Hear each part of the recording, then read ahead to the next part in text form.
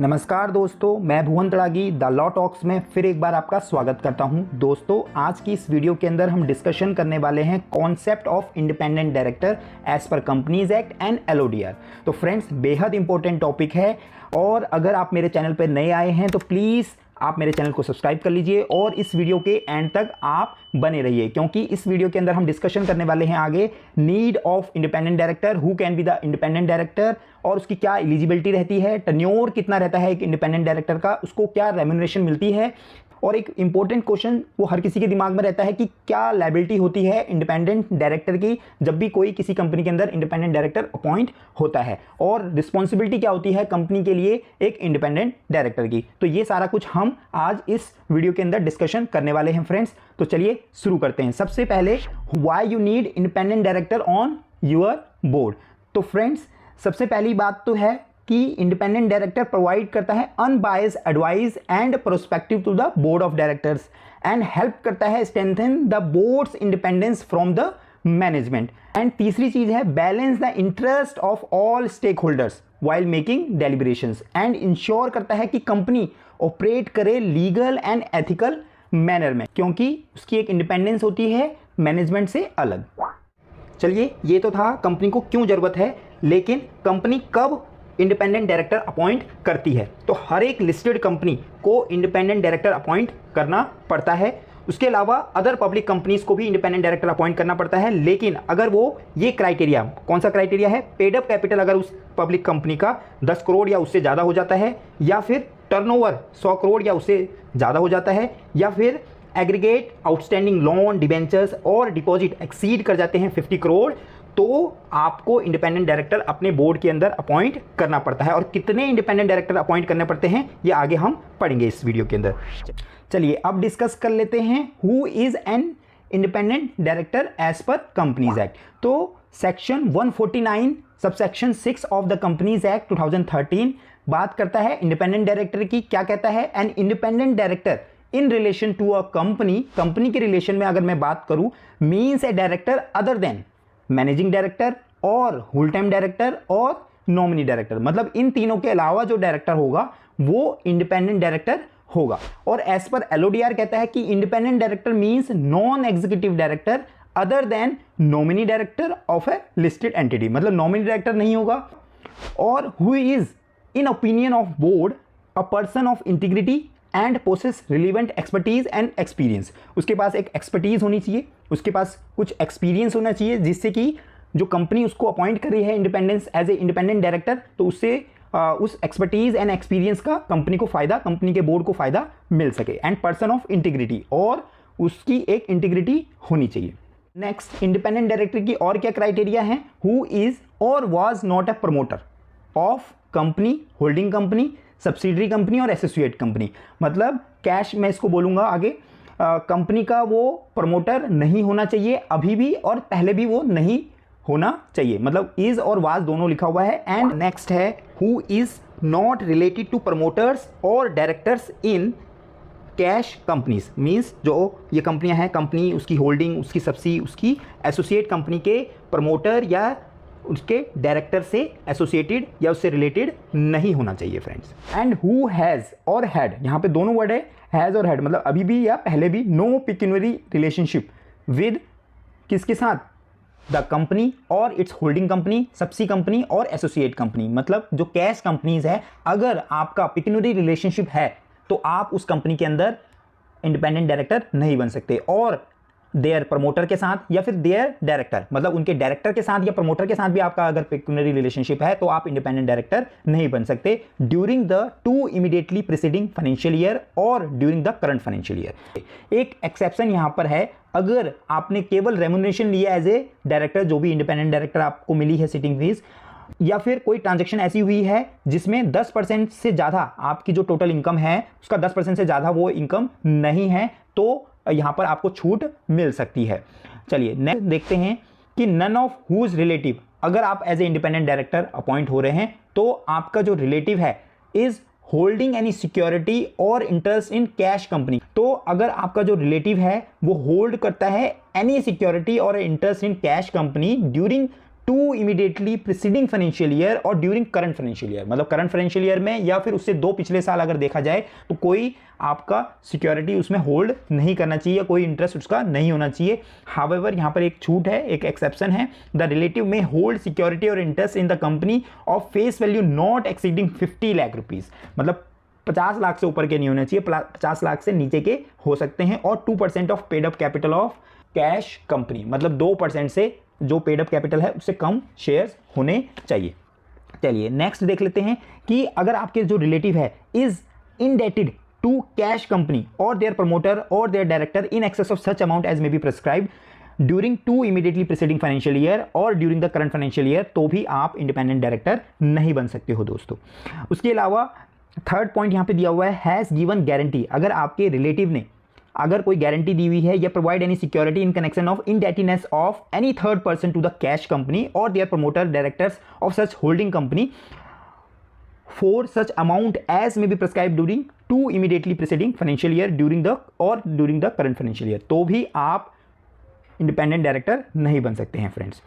उसके अलावा यहाँ पे 4th पॉइंट में लिख रहा है, has any other pecuniary relationship और relationship with the cash company amounting 2% और मोर ऑफ ग्रॉस टर्नओवर और टोटल इनकम सिंगली और in combination with transaction referred in 1, 2, 3, 4 point जो भी देखे हैं, इन पॉइंट्स के अंदर जो भी ट्रांजेक्शन हो रही है आपकी, तो आपका 2% से ज़्यादा किसके ग्रॉस टर्नओवर और टोटल इनकम के सिंगली हो या कॉम्बिनेशन में हो, तो उससे ज़्यादा अगर हो रही है आपके रिलेटिव का जो भी ट्रांजेक्शन हो रही है, तो भी आप इंडिपेंडेंट डायरेक्टर कंपनी के अंदर नहीं बन सकते हो। उसके अलावा नेक्स्ट है, हु नीदर हिमसेल्फ, खुद या फिर एनी ऑफ हिज रिलेटिव, मतलब आप खुद भी या फिर आपके कोई रिलेटिव मिलकर होल्ड्स और has held the position of KMP, अगर आपने केएमपी की पोजीशन हेल्ड करके रखी हुई है और इज और हैज़ बीन एम्प्लॉय, मतलब अभी हो एम्प्लॉय या फिर पहले से एम्प्लॉय थे of A cash company in any of the 3 preceding financial year, मतलब 3 साल का यहाँ पर क्राइटेरिया दे रहा है कि 3 प्रीसीडिंग फाइनेंशियल ईयर के अंदर in which he is propose to be appointed, मतलब इस साल अगर आप अपॉइंट हो रहे हो तो इससे 3 साल पहले अगर आप देखोगे, अगर आप वहाँ पे केएमपी थे उसी कंपनी के अंदर, तो आप इंडिपेंडेंट डायरेक्टर अपॉइंट नहीं हो सकते हो दोस्तों। उसके अलावा यहाँ पर कह रहा है कि अगर आप इंप्लॉय भी थे तो भी आप अपॉइंट नहीं हो सकते हो, लेकिन एक एक्सेप्शन है, अगर आपका रिलेटिव, अगर रिलेटिव के केस में कह रहा है अगर वो इंप्लॉय है तो रिस्ट्रिक्शन जो इस क्लॉज के अंदर दी है, तो उसके जो टर्न्योर होगा ड्यूरिंग दैट 3 फाइनेंशियल ईयर उसके एम्प्लॉयमेंट पे अप्लाई नहीं होगा, clause shall not apply for his employment during the preceding 3 financial year. तो नेक्स्ट पॉइंट में कहता है कि अगर आपकी फर्म है, ऑडिटर फर्म है, कंपनी सेक्रेटरीज की फर्म है या फिर कॉस्ट ऑडिटर की फर्म है, और आपकी जो फर्म है वो ऑडिट करती है, चाहे सेक्रेटेरियल हो या फिर स्टैच्यूटरी हो या फिर कॉस्ट ऑडिट हो, उस फर्म के आप प्रोप्राइटर हो या फिर एम्प्लॉई हो या फिर पार्टनर हो 3 इमीडिएटली प्रीसीडिंग फाइनेंशियल ईयर में, तो आप उस कंपनी के, जिस कंपनी में आप अपॉइंट होना चाह रहे हो उस कंपनी के इंडिपेंडेंट डायरेक्टर अपॉइंट नहीं हो सकते हो फ्रेंड्स। सेकंड कह रहा है कि एनी लीगल और कंसल्टिंग फर्म है आपकी जहाँ पर आप पार्टनर या फिर एम्प्लॉई हो, that has or had any transaction with the cash company amounting to 10% or more of the gross turnover of such firm, तो अगर इनके अलावा अगर कोई ऑडिटर फर्म नहीं है, उसके अलावा कोई कंसल्टिंग फर्म या फिर लीगल फर्म है जहाँ पर उसका कंपनी से 10% का ट्रांजेक्शन होता है, उससे ज़्यादा का होता है, तो फिर आप अपॉइंट नहीं हो सकते as a independent director. Next कहता है, holds together with the relative 2% और more of total voting power of the company, अगर 2% से ज़्यादा आपने वोटिंग पावर लेके रखी हुई अपने रिलेटिव के साथ मिलकर कंपनी की, तो भी आप इस कंपनी के अंदर अपॉइंट नहीं हो सकते हो as a independent director. Next 4th point कहता है यहाँ पर, अगर आप चीफ एग्जीक्यूटिव ऑफिसर हो या फिर डायरेक्टर हो, whatever name called, of any non profit organization that receive 25% और more of its receipt from the company, अगर कंपनी से वो 25% की रिसिप्ट लेती है, या फिर any of its promoter, director और इट्स होल्डिंग सब्सी और एसोसिएट कंपनी और दैट होल्ड्स 2% और more of total voting power of the company, तो अगर आपका ये वाला भी रिलेशन अगर रहता है तो भी आप इंडिपेंडेंट डायरेक्टर नहीं बन सकते हो। नेक्स्ट चलिए अब देख लेते हैं कुछ और क्वालिफिकेशन जो एक इंडिपेंडेंट डायरेक्टर के अंदर होनी चाहिए। तो एक independent director shall possess appropriate skills, experience and knowledge in 1 and more fields, जैसे कि finance, law, management, sales, marketing और एडमिनिस्ट्रेशन, रिसर्च, अगर डिफरेंट एरियाज़ के अंदर आपका एक्सपर्टीज़ है, एक्सपीरियंस है, तो कंपनी आपको तुरंत हायर कर लेती है as a independent director. Next है कि क्या इंडिपेंडेंट डायरेक्टर को कोई डिक्लेरेशन देनी पड़ती है? Yes, as per section 149 subsection 7 क्या कहता है कि एवरी इंडिपेंडेंट डायरेक्टर को एक डिक्लेरेशन देनी पड़ती है कि that he meets the criteria of independence as provided in subsection 6, जो भी हमने अभी पढ़ी। तो एज पर सबसेक्शन 6 जो भी क्राइटेरिया थे वो हम फुलफिल करते हैं, तो ये आपको एक डिक्लेरेशन देनी पड़ती है। कब देनी होती है? At the first meeting of the board in which he participate as a director. उसके बाद first meeting of the board of every financial year, पहली मीटिंग में, फिर उसके बाद हर साल पहली मीटिंग में आपको देनी होती है। उसके अलावा whenever there is any change in circumstances which may affect his status as a independent director, उसके बाद जब भी कोई चेंज आएगा तो आपको वो डिक्लेरेशन देनी रहेगी फ्रेंड्स। नेक्स्ट है, do independent director get paid? Yes, obviously अगर मान लो आप किसी कंपनी के अंदर डायरेक्टर बन रहे हो, इंडिपेंडेंट डायरेक्टर, तो कुछ तो पैसा लोगे। एज पर सेक्शन 149 सबसेक्शन 9 के अंदर ये लिखा हुआ है। तो इंडिपेंडेंट डायरेक्टर को रेम्यूनरेशन मिलती है by way of fees as per subsection 5 of section 197।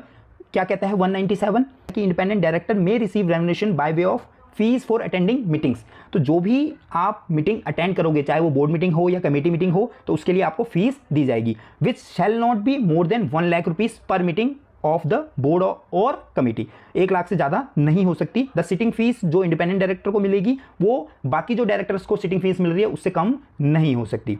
उसके अलावा और कोई ऑप्शन है?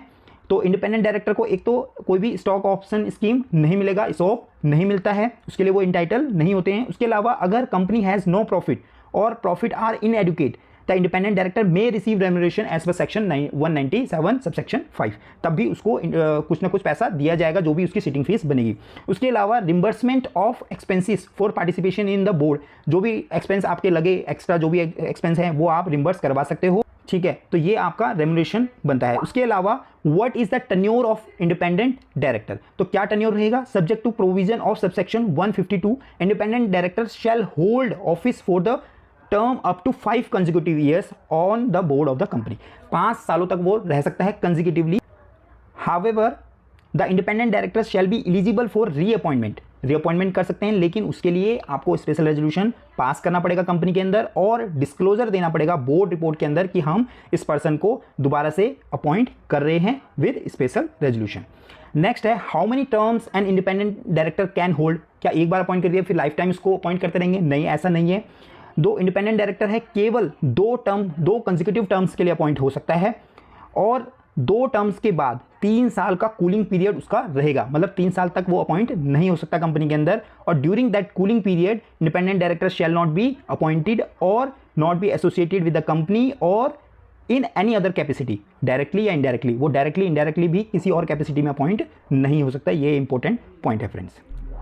चलिए फ्रेंड्स, अब देख लेते हैं कि what is the liability of independent director. ये बहुत से लोगों का क्वेश्चन रहता है कि भाई हमारी क्या लायबिलिटी बनेगी अगर हम इंडिपेंडेंट डायरेक्टर अपॉइंट हो जाते हैं किसी कंपनी के अंदर।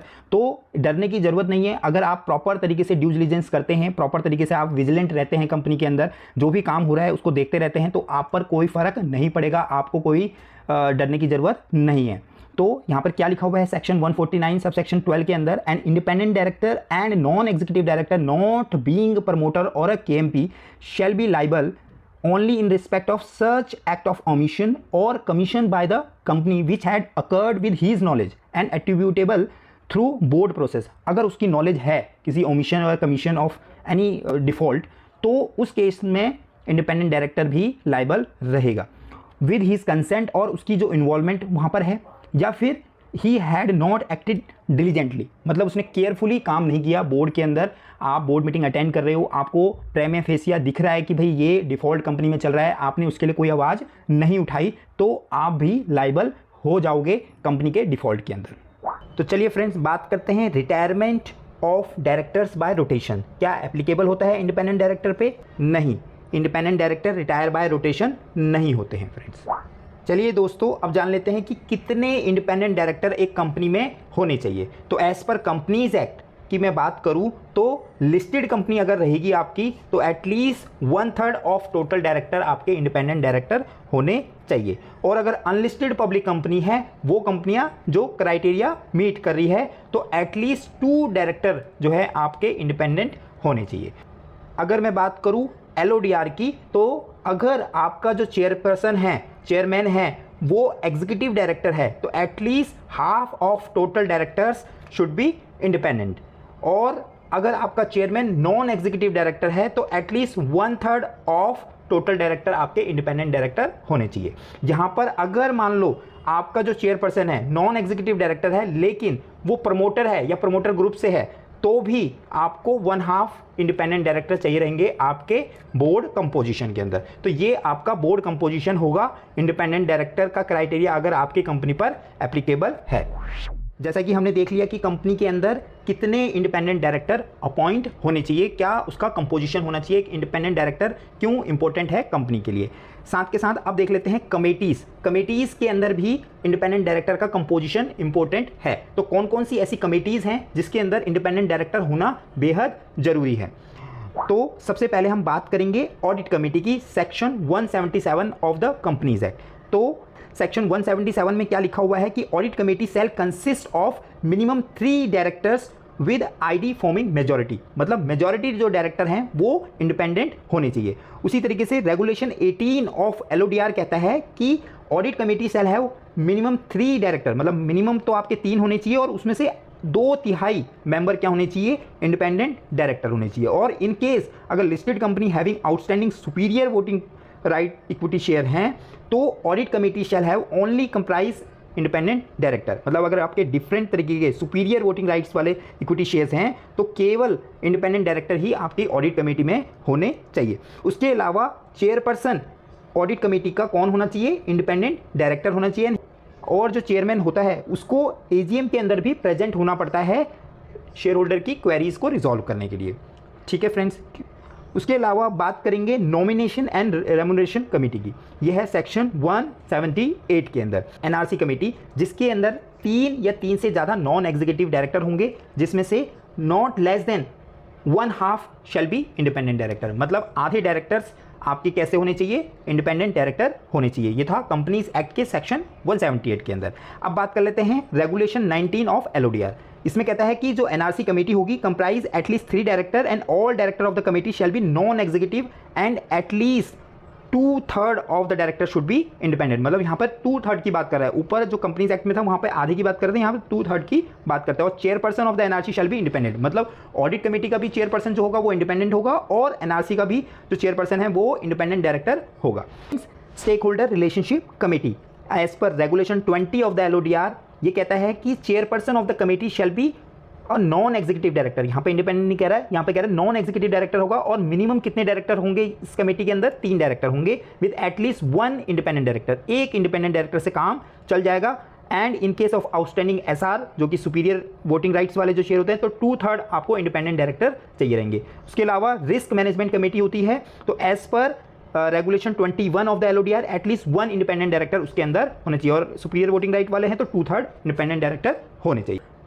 तो आप देख सकते हैं कि कितना इंपॉर्टेंट एक इंडिपेंडेंट डायरेक्टर का रोल होता है कंपनी के अंदर। वो अलग अलग कमिटीज़ के अंदर भी उसका कंपोजिशन होना बेहद ज़रूरी है और कंपनी के बोर्ड में भी इंडिपेंडेंट डायरेक्टर का कंपोजिशन बेहद इंपॉर्टेंट है। तो अगर देखा जाए तो गवर्नमेंट ने इंडिपेंडेंट डायरेक्टर्स के रोल को बढ़ाया है और अलग अलग कमेटीज़ के अंदर उसको जगह दी गई है सो दैट कि इंडिपेंडेंस बनी रहे और कंपनी सही तरीके से लीगल तरीके से काम करे। अब ये प्रैक्टिकली कितना इम्प्लीमेंट होता है और कितना इंडिपेंडेंस रहती है कंपनी के अंदर, ये प्रैक्टिकल एक इशू है, डिबेटेबल है, तो इस पर हम बाद में डिस्कस कर लेंगे फ्रेंड्स।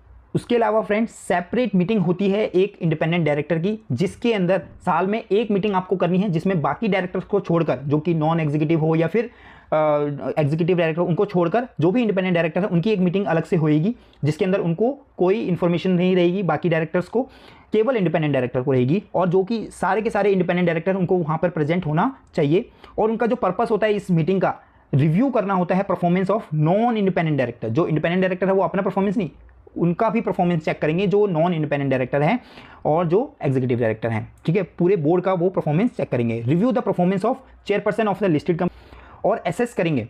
और सी पॉइंट है, एसेस करेंगे the quality and quantity and timeliness of flow of information between the management and the company. तो चलिए नेक्स्ट है कुछ ऑब्लिगेशंस हैं in respect to independent director. तो फर्स्ट है कि no person shall be appointed or continue as a alternate director for the independent director of the listed company.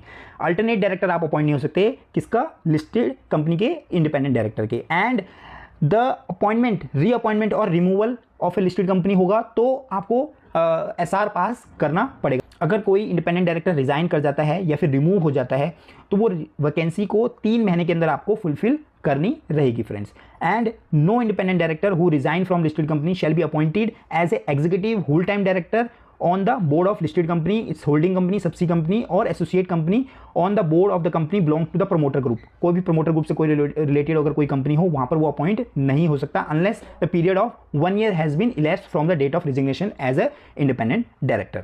The company and ID shall abide by the provision of schedule 4। Schedule 4 क्या है? Code for independent director. तो उसको भी आपको follow करना है अगर आप इंडिपेंडेंट डायरेक्टर हैं और या फिर आप कंपनी हैं।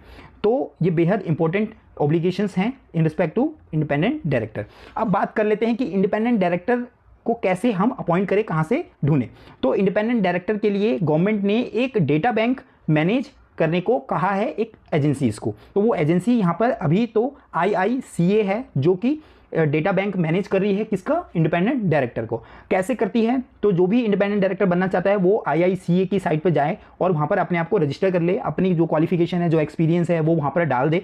और कंपनियां क्या करती है, जिसको अपॉइंट करना है वो उस डेटा बैंक को एक्सेस करती है, वहाँ पर जाती है, उनके प्रोफाइल देखती है और जो उनको पसंद आता है, जो उनको सुटेबल लगता है अपनी कंपनी के लिए, उसको सिलेक्ट कर उसको मेल करती है एंड देन उसको अपनी कंपनी के अंदर अपॉइंट कर लेती है। तो ये भी एक प्रोसेस है। अगर आप इंडिपेंडेंट डायरेक्टर अपॉइंट होना चाहते हैं तो आप MC की साइट पर भी जा सकते हैं या फिर इंडिपेंडेंट डायरेक्टर की एक अलग से साइट बनी हुई है www.independentdirectordatabank.in। यहाँ पर अपने आप को रजिस्टर करवा सकते हैं। तो 1 साल या फिर 5 साल या फिर लाइफ टाइम के लिए यहाँ पर मेंबरशिप है, तो आप कैसे भी करवा सकते हैं। इसके अलावा फिर अगर आप रजिस्ट्रेशन करवा लेते हैं तो यहाँ पर आपको एग्जाम देना पड़ता है। तो जो भी इंडिपेंडेंट डायरेक्टर बनना चाह रहा है तो एक कॉमन प्रेफरेंसी टेस्ट है जो कि ये IICA करवा रहा है। तो इसको विदिन 1 ईयर आपको पास करना है। मतलब आपने आज रजिस्ट्रेशन करवाया तो ये टेस्ट पास करने के लिए आपके पास 1 साल का टाइम है। अगर आपने टेस्ट नहीं दिया तो आपका नाम हटा लिया जाएगा, कहाँ से? डेटा बैंक से। कुछ एक्सेप्शन यहाँ पर हैं। अगर आप ऐसे पर्सन हैं जो सर्व कर रहे हैं for the 10 years and more as a director और KMP of a listed company. Listed company के अंदर आप एज ए डायरेक्टर या KMP है किसी भी कंपनी के अंदर, और या अनलिस्टेड कंपनी के अंदर having paid up capital of 10 crore or more shall be exempted from online proficiency test. मतलब आपको ऑलरेडी नॉलेज है कॉर्पोरेट की, तो इसलिए आपको टेस्ट के लिए छूट दे दी गई है। तो फ्रेंड्स, आज की वीडियो में इतना ही। आई होप ये वीडियो आपको पसंद आई होगी, ये इन्फॉर्मेशन आपके लिए हेल्पफुल रहेगी। तो आगे भी हम इसी तरह की वीडियोज़ के साथ मिलते रहेंगे। तब तक आप सुरक्षित रहिए, स्वस्थ रहिए और मेरे चैनल को ज़रूर सब्सक्राइब कर लीजिएगा इसी तरह की इन्फॉर्मेटिव वीडियोज़ के साथ। फिर मिलेंगे। जय हिंद, बाय बाय।